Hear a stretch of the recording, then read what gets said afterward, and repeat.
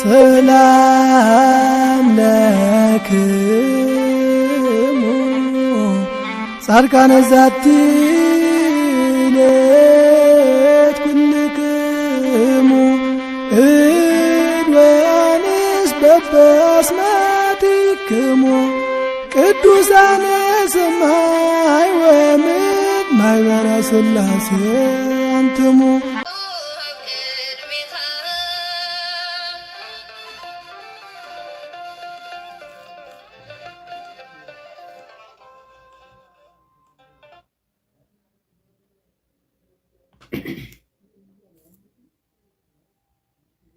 ኩልና በብዘለናዮ ትምህርተ መስቀል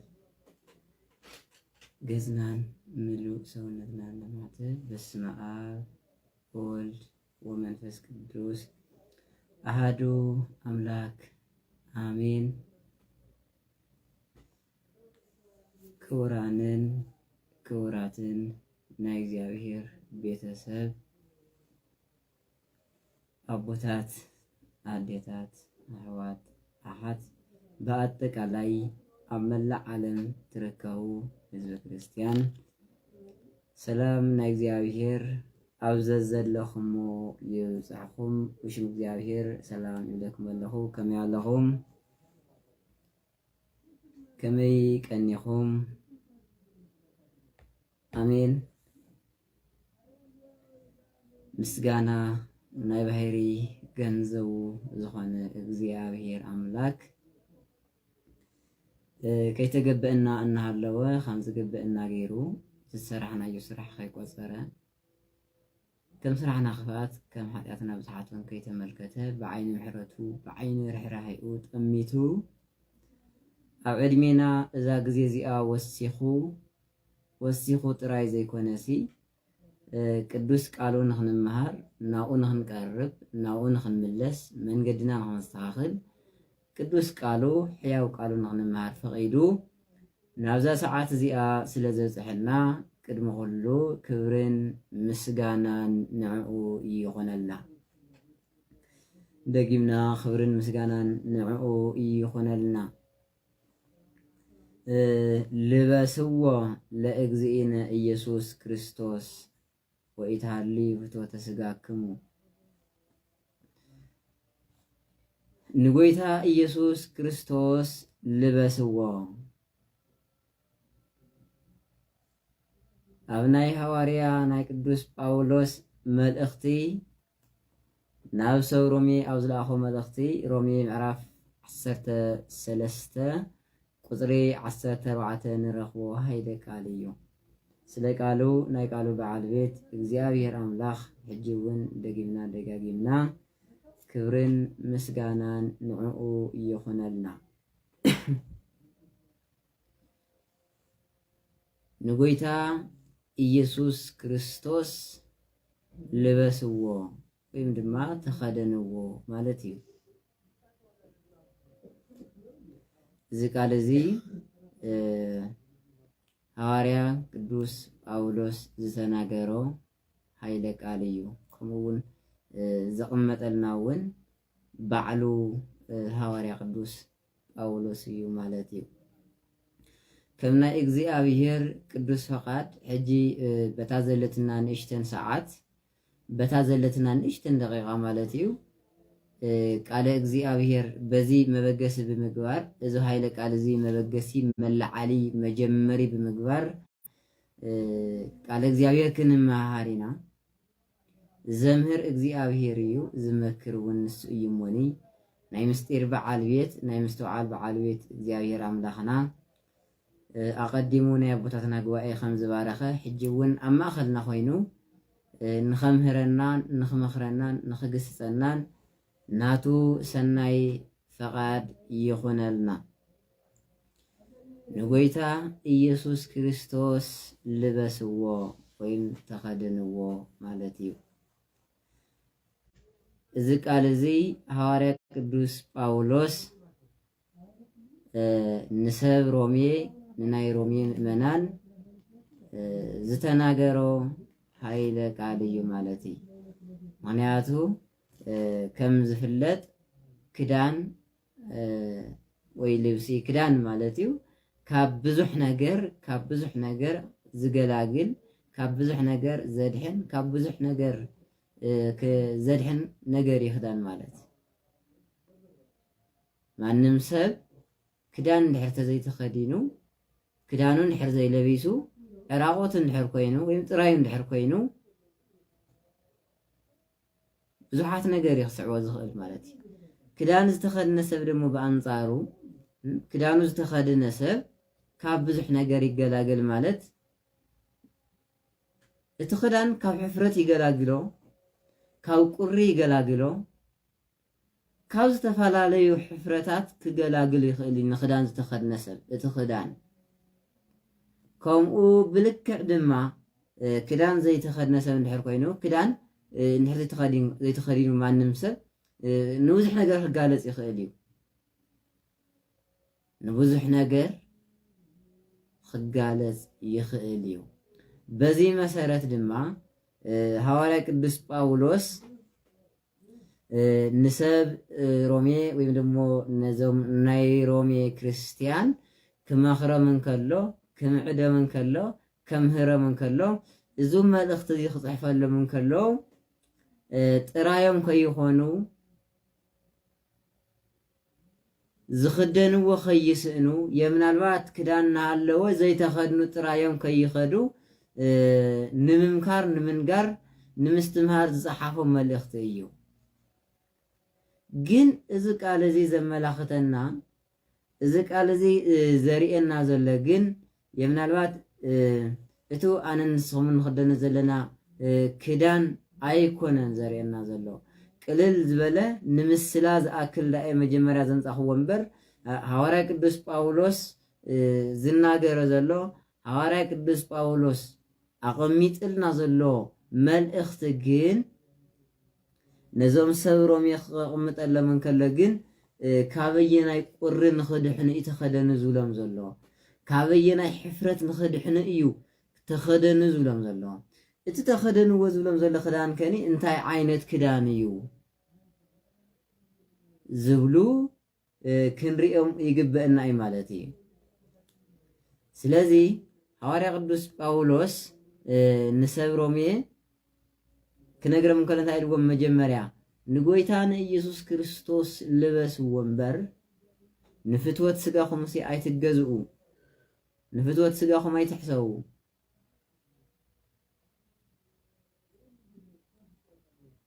ሐዋርያ ቅዱስ ጳውሎስ ነዞም ሰባት እዚኣቶም ነዞም ክርስቲያን እዚኣቶም ነዞም ኣመንቲ እዚኣቶም እንታይ ይብሎም ኣሎ ንስኻትኩም እሲ ንጎይታና ንኢየሱስ ክርስቶስ ልበስዎ ንዕኡ ተኸደንዎ ኣብዚ ክንሪኦ ዝግበአና ከመይ ዓይነት ኣከዳድና እዩ ሐዋርያ ቅዱስ ጳውሎስ ዝብሎ ዘሎ ልክዕ ንጎይታናን ኣምላኽናን ኢየሱስ ክርስቶስ ከም ክዳን ወይም ድማ ከም ልብሲ ለክዕ ይዛረቦ ዘሎ ንዕኡ ተኸደንዎ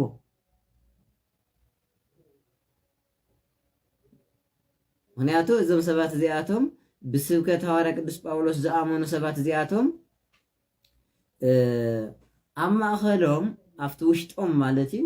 ብዙሓት ሓሰውቲ መምሃራን ብዙሓት ሓሰውቲ ቢጽ ሓሳውያን እናተባሃሉ ዝፅውዑ ብዙሓት መናፍቃን መምሃራን ስለ ዝነበሩ እቶም መምሃራን ንሳቶም ደሞኒ ነዞም ሰባት እዚኣቶም ነዞም ኣመንቲ እዚኣቶም ካፍታ ሐዋርያ ቅዱስ ጳውሎስ ዘምሃሮም ትምህርቲ ካብ ቅዱስ ወንጌል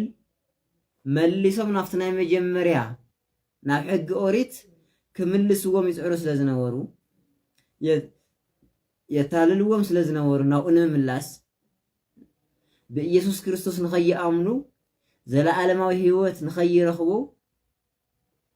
ናብ ኦሪት ናብ ሕጊ ኦሪት እናመለሱ ይምልስዎም ስለ ዝነበሩ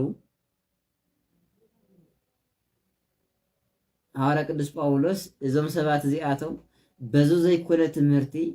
በዚ ናይ ቢጽ ሐሳውያን ስብከት በዚ ናይ መናፍቃን ትምህርቲ ተሸዊዶምን ተታሊሎምን ካፍታ ቀንዕቲ ትምህርቲ ካፍታ ጎይታናን መድሓኒናን ኢየሱስ ክርስቶስ ቅዱስ ስግኡን ክቡር ናፍሲሱ ዝመስረተልና ቅድስቲ ሕጊ ካብዛ ሃይማኖት እዚኣ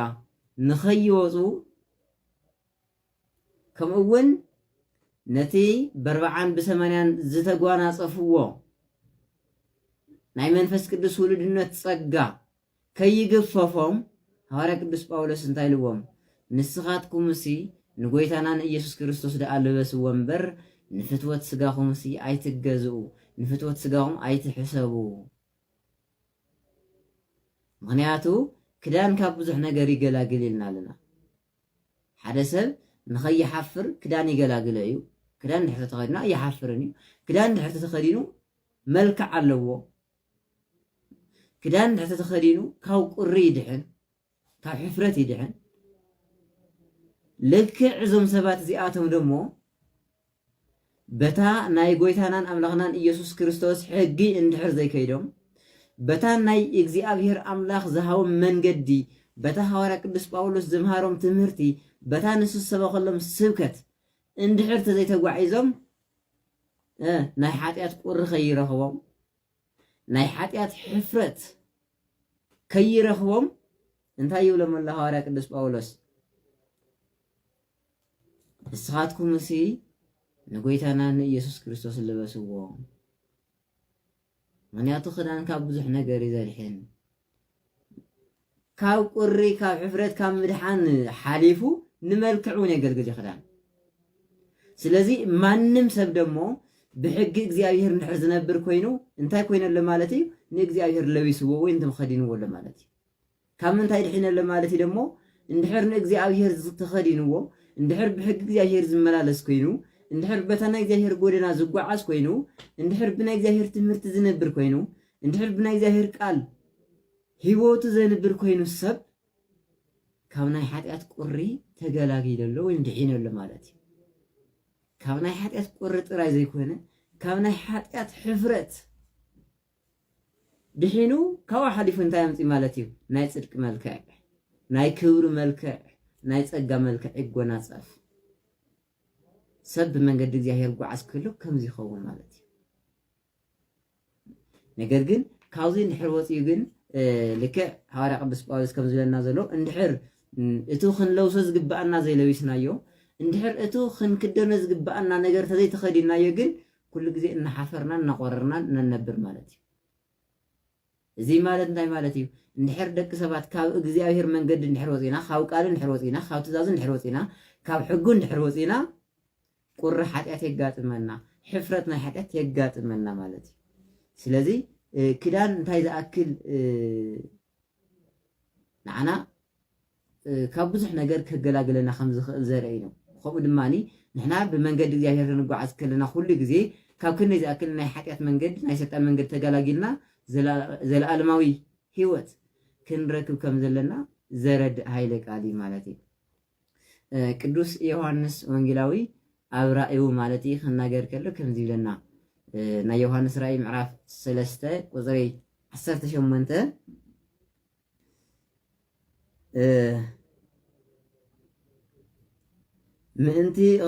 ምእንቲ ክትህፍትም ብሓዊ ዝፀረየ ወርቂ ኸባይ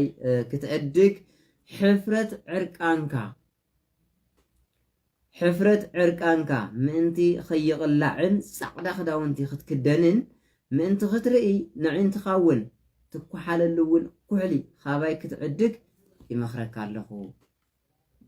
ጻዕዳ ክዳውንቲ ንኽትክደን ዕራቆትካ ወይ ደሞ ዕርቃንካ ብጻዕዳ ክዳውንቲ ንኽትክደን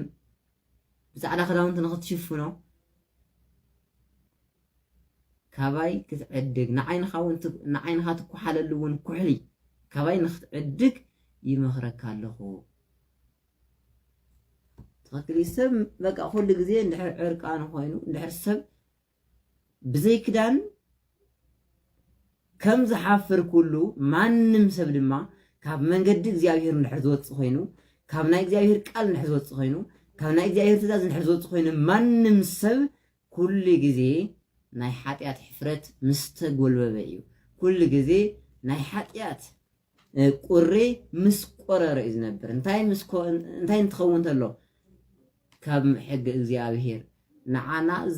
ዘሙቆና ንዓና ካብ ሕፍረት ዘገላግለና ብሕጊ እግዚአብሔር እንከትከለላ ጥራይ እዩ ንዓና ክዳንና ዝኾነና ሕጊ እግዚአብሔር ይበቃ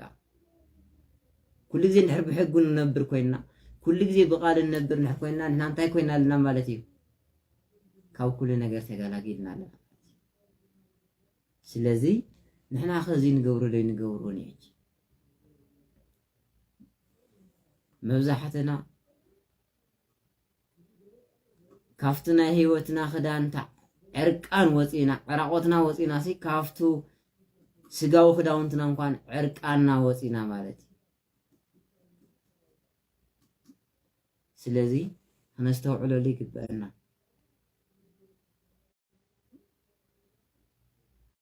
ጥራይ ክዳን ተኸዲነ ለኹ አይኮነን መብዛሕትና ጥራይና ንወፅሉ ሰዓት እዩ እዚ ክነስተውዕለሉን ክንሓስበሉን ይግበአና ማለት እዩ ህይወትና እንታይ ተኸዲና ዘላ ተኸዲና ዳ ኣይተኸድነትን ኣነስ ተኸደንኩ ክዳን የን እዩ ህይወትና ምልስ ኢልና ክንሪኣ ከለና እኮ መብዛሕትና የምናልባት ጥራይ ኮይና ክንረኽባ ኢና ጥራይ ኮይና ክንረኽባ ንኽእልና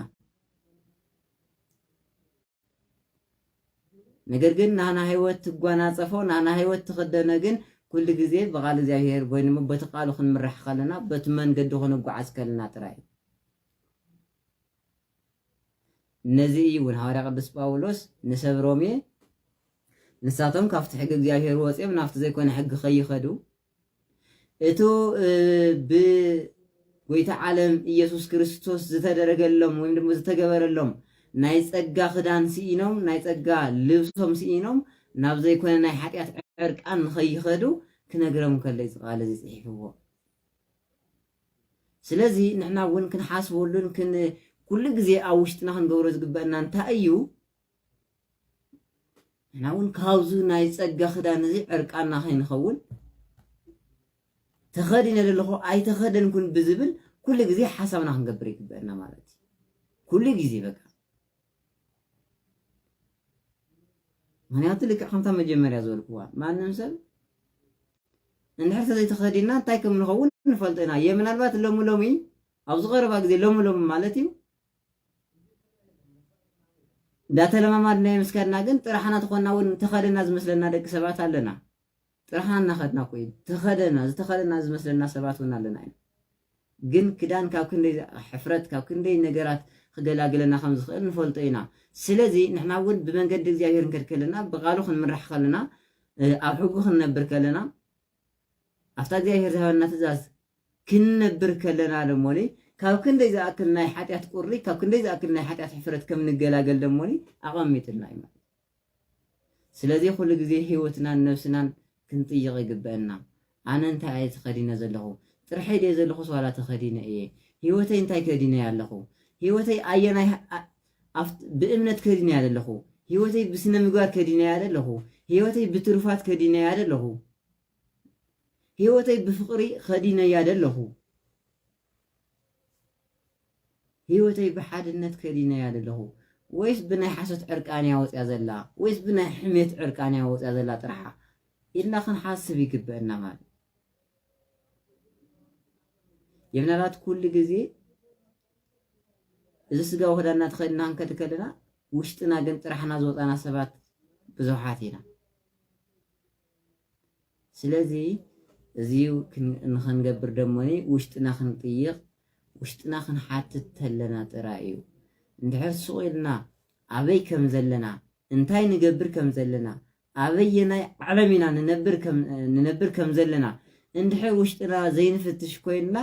መወዳእትኡ ክሳራ ይክኸውን ማለት እዩ መወዳእትኡ ሕፍረት ይክኸውን መወዳእትኡ ቁሪ ይክኸውን ናይ ምንታይ ቁሪ ናይ ኃጢአት ቁሪ ናይ ፍርዲ ቁሪ ናይ ፍርዲ ሕፍረት ናይ ኃጢአት ሕፍረት ማለት እዩ ስለዚ ካብዚ ንምግልጋል ደሞኒ ብቃሉ ክንመራሕ ብኣግባቡ ክንነብር ይግበአና ማለት እዩ እግዚአብሔር ኣምላኽ ብኣግባቡ ንኽንነብር እታ ጥራያ ዝወፀት ህይወትና እውን ብፀግኡ ብቃሉ ንኽነልብሳ ንኽንከድና እግዚአብሔር ኣምላኽ ይሓግዘናን ይደግፈናን ልበስዎ ለእግዚእነ ኢየሱስ ክርስቶስ ንጎይታን ኢየሱስ ክርስቶስ ልበስዎ ሮሜ ምዕራፍ 13 ቁፅሪ 14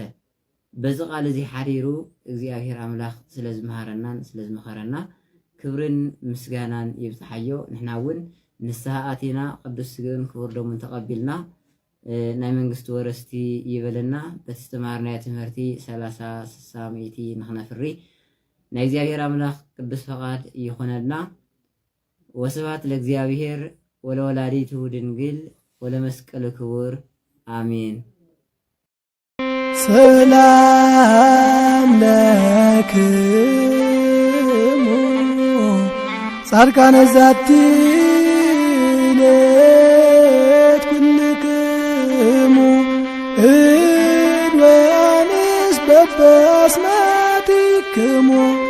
ቅዱሳነ ሰማይ ወምድር ማኅበረ ሥላሴ አንትሙ